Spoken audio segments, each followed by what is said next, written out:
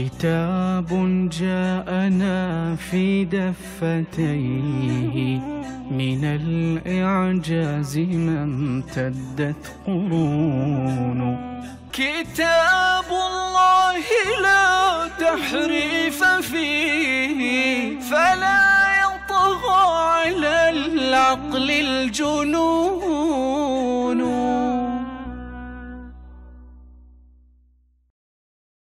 يزعم الشيعة أن الإمامة منصب إلهي أعلى من النبوة، في حين أنهم يزعمون أيضا أن علي رضي الله عنه قال لهم دعوني والتمسوا غيري كما في نهج البلاغة، وقال والله ما كانت لي في الخلافة رغبة ولا في الولاية إربة، وقال ولعلكم ولئن تركتموني فلعلي أطوعكم لمن وليتموه أمركم كما أيضا في نهج البلاغة.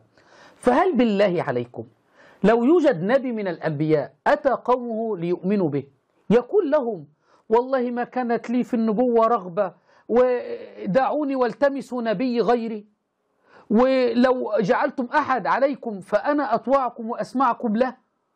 علمتم أن الإمامة ليست منصبا إلهيا، وأن هذا كله من الأكاذيب على علي وأبنائه رضي الله عنه. إلى عقلاء الشيعة.